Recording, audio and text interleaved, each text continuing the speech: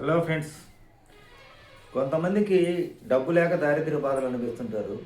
కొంతమందికి ఆ దారిద్ర్య బాధ నుంచి డబ్బు వచ్చిన తర్వాత మళ్ళా మానసిక వేదనలు అనిపిస్తుంటారు. ఎలా అంటే వ్యసనాలు, దారిద్ర్య బాధలు అన్నీ వెంటాడే రోజుల నుంచి అవన్నీ మానుకొని బుద్ధిమంతుల్లాగా అయిన తర్వాత ఆ తర్వాత పిల్లల జీవితాలు వాళ్ళ రాతలు బాగాలేక బాధపడుతుంటారు. ఇప్పుడు నేను ఒక అప్పారావు గారికి అది చెప్తాను. ఇవన్నీ కథలు ఆయనకో దయచేసి. అప్పారావు ఒక గ్రామీణ ఒక పల్లెటూరు నుంచి పట్టణానికి వస్తాడు. అతను ఒక డబ్బులు వసూలు చేసేది ఏదో సంస్థలో పనిచేస్తుంటాడు. అతనుకి భార్య చాలా మంచిది, ఇద్దరు పిల్లలు. పల్లెటూరు నుంచి వస్తారనమాట. పల్లెటూరులో కాస్త కోస్త ఆస్తి ఉంటుంది. ఇతనికి అప్పారావుకి మద్యం అలవాటు అయింది. మద్యం అలవాటు అయిన తర్వాత ఈ అప్పారావు అక్కడ ఆఫీసులో కట్టాల్సిన డబ్బులు, ఈ వసూలైన డబ్బులు ఒకసారి ముందు తాగేది ఆడ పడిపోతుంటాడు, గవర్నమెంట్కి కట్టాల్సిన డబ్బులు కట్టకుండా. అయితే చాలాసార్లు హెచ్చరిస్తారు. వాళ్ళ భార్య ఎట్టొకటి తీసుకొచ్చి ఆ డబ్బులు కట్టి మళ్ళీ ఉద్యోగాన్ని కాపాడుతూ వస్తుంది. కానీ వేరే తాగుపోతే అప్పారావు అట్టనే తాగి తాగి ఒకసారి డబ్బులు మొత్తం అసలు డబ్బులు మొత్తం వచ్చిన వసూలైన డబ్బులు మొత్తం ఉద్యోగం ఊడిపోయింది. ఉద్యోగం ఊడిపోయిన తర్వాత అంటే మధ్య మొత్తంలో డబ్బులు తీసుకోకుండానే బిల్లులు ఇచ్చారు ఎక్కడో సాట. ఇంకా కట్టకపోయారికి ఉద్యోగం తీసేస్తాడు. తీసేసిన తర్వాత ఇంకా అతను భార్య ఎంత ట్రై చేసినా కానీ ఇతనికి ఉద్యోగం రాదు. అప్పుడు ఏం చేస్తుందంటే ఆవిడ తెలిసిన విద్యలో చిన్న బొంకు ఒకటి పెట్టుకొని బజ్జీలు, బోండాలు, ఇడ్లీలు అవి అమ్ముకుంటా ఉండేదన్నమాట. ఉంటూ చిన్నగా ఇతను మద్యం అయితే మానుకోకపోతే ఏం చేస్తుంటే ఆ బొంకులు అతను కూర్చోబెట్టి చిన్నగా బీడీలు, సిగరెట్లు అట్లాంటి అమ్మేటట్టు ఒక చిన్న బొంగు తయారు చేసి ఈ టిఫిన్ హోటల్ పెట్టుకుంటూ ఈ బీడీలు, సిగరెట్లు అమ్ముకుంటా కాలం చిన్నగా గడుపుతూ వస్తే కొంతకాలానికి వాళ్ళ అదృష్టం బాగుండి వాళ్ళు ఉండే ఏరియాలో రియల్ ఎస్టేట్ వెంచర్ వేస్తారు. ఆ ఊరు చివరన ఉంటారనమాట. ఆ వెంచర్ వేస్తే ఎవరు కూడా అక్కడ వచ్చిన వాళ్ళు ఎవరన్నా ప్లాట్ ఎవరన్నా అడిగారా, కొన్నారని అడుగుతుంటారు. ఆ రోజుల్లో అడుగుతుంటే అక్కడ కేరా పడ్డాస్ అతను అక్కడ ఉంటాడు కాబట్టి వచ్చిన వాళ్ళందరూ సిగరెట్ కలుసుకొని ఇక్కడ ఏమన్నా అమ్మే ప్లాట్లు ఉన్నాయా, కొనే ప్లాట్లు ఉన్నాయా అంటే వివరాలు చెబుతుంటాడు, ఇవి ఉన్నాయని. కొంతకాలానికి అతనికి అది వృత్తిగా మారిపోయింది. కమిషన్ వ్యాపారంగా మాట్లాడుకుంటాడు. అక్కడ ఆ వెంచర్లో ప్లాట్లు అమ్మటం, కొనిచ్చటం అక్కడ ఉండటం వల్ల అతను బాగా డబ్బులు వస్తుంటే వచ్చే కొద్ది మద్యం అలవాటు కూడా తగ్గించుకొని ఇంకా అతను అక్కడే ఒక ప్లాట్, అక్కడ సంపాదించిన డబ్బులతో 2 ప్లాట్లు కొనుక్కొని బాగా ఇల్లు కట్టుకుంటాడు. ఇల్లు కట్టుకొని ఆ బొంకును బట్టి కట్టినా పనికుండా జాగ్రత్తగా అదే వ్యాపారం భార్యాభర్తలు కొనసాగిస్తుంటూ ఉంటారు. డబ్బు ఎంత వచ్చినా కానీ వాళ్ళకి డబ్బు వ్యామోహం పెరిగిపోయేది. మనుషులకైతే గర్వం అయితే ఉండదు. ఇంకా అక్కడి నుంచి వాళ్ళు ఈ వడ్డీ వ్యాపారాలు అవి చిన్నగా చేసుకుంటూ వస్తారు. 3 రూపాయలు వడ్డీ అట్లా చేసుకుంటా ఆ వడ్డీ వసూలు చేసుకుంటా ఇంకా 10కి 10 సంపాదించుకుంటూ ఉంటారు.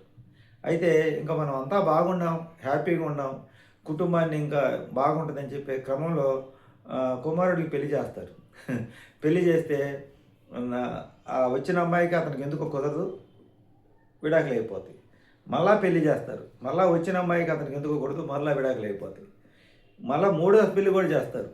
అదే కుదరదు, వెళ్ళిపోతారు. అతని జాతకంలో లోపమో ఇంత ఆస్తున్నా కానీ ఏ అమ్మాయిని చేసినా అతని దగ్గర ఉండరు. ఎందుకంటే వీళ్ళు చాలా పొదుపుగా జీవించేవాళ్ళు. రూపాయికి రూపాయి అంటే మొత్తం కింద నుంచి వచ్చిన వాళ్ళు కాబట్టి ఒక్కసారిగా డబ్బు చేసేసరికి వాళ్ళకి డబ్బు అయితే పెరుగుతుంది కానీ ఆహారపు అలవాట్లు ఎన్ని పొదుపుగా ఉండటం, పిసినారితనంగా ఉండటం, పిసినారితనం ఎక్కువ అనమాట.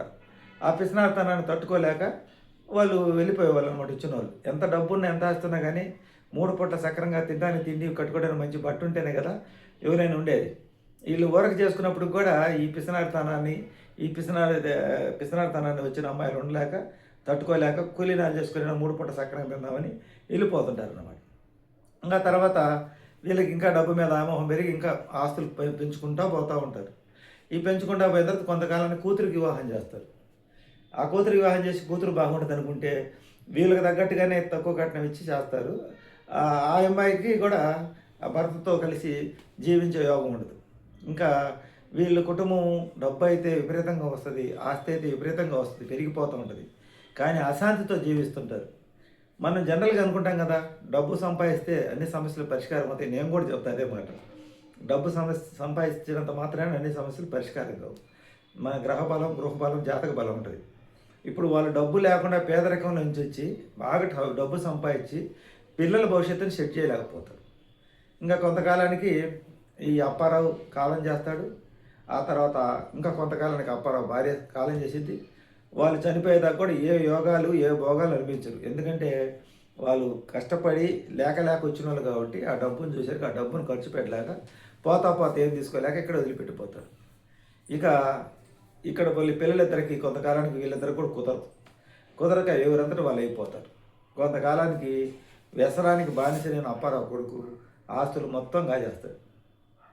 ఇంకా తల్లిదండ్రులు చనిపోయి ఆ అక్కాతమ్ముడికి కూడా కుదరక కొంతకాలానికి అప్పారావు కూతురు కూడా మంచం పట్టి చనిపోయింది. ఇది ఇంత ఆస్తి సంపాదించుకున్నా కానీ ఫైనల్గా వచ్చేదికి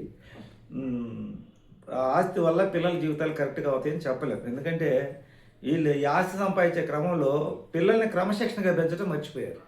లేకపోతే వాళ్ళు పుట్టిన నక్షత్రాలు మంచిగా ఆ కొడుకు అనేవాడు చెప్పిన మాటనక కూతురు అనేవాడు పెంకితనంగా ఉండటం వల్ల, అలాగే పిల్లలు పుట్టిన టయాలు బాగాలేకపోతే తల్లిదండ్రులు క్రమశిక్షణగా పెంచినప్పటికి కూడా ఆ కుటుంబం అనేది ఎక్కిరాదు. అలాగే కొంతమంది పిల్లలు పెద్దదిగా ఉన్నప్పుడు కూడా తల్లిదండ్రులు క్రమశిక్షణ లేనందువల్ల కూడా ఆ కుటుంబం ఎక్కిరాదు. చాలామంది తల్లిదండ్రులు చూసి పిల్లలు తప్పుదాలో నడుస్తారు. కొంతమంది తల్లిదండ్రులు ఎంత క్రమశిక్షణగా పెంచినా పిల్లలు తప్పుదారిలో నడవడం జరిగింది. అవి జాతకాలు అంటారు. అది ఏం చేస్తారు, ఎవరైనా అనుభవించాల్సిందే. డబ్బు లేనప్పుడు ఎన్నో బాధలు పడ్డ అప్పారావు భార్య ఆ డబ్బు బాగా కలిసి వచ్చిన తర్వాత ఆ పిల్లలు పెరిగి పెద్ద వాళ్ళ భవిష్యత్తులు బాగా సెట్ చేయాలనుకున్న వీళ్ళు ఈ పొదుపు పిసనార్తనం వల్ల పిల్లల భవిష్యత్తు అనేది పూర్తిగా దెబ్బతినిపోయింది. వాళ్ళల్లో కొడుకు ఏమో విలాసవంతమైన జీవితం కావాలని కోరుకుంటూ వ్యసనాలు బారిన పడి ఆస్తులను గాజేస్తాడు. కూతురేమో జిడ్డుతనంగా ఇంకా డబ్బు మీద వ్యామోహంతో పెళ్లి చేసుకుని భర్త దగ్గర కూడా ఉండకుండా పుట్టింట్లో వచ్చి ఉంటుంది.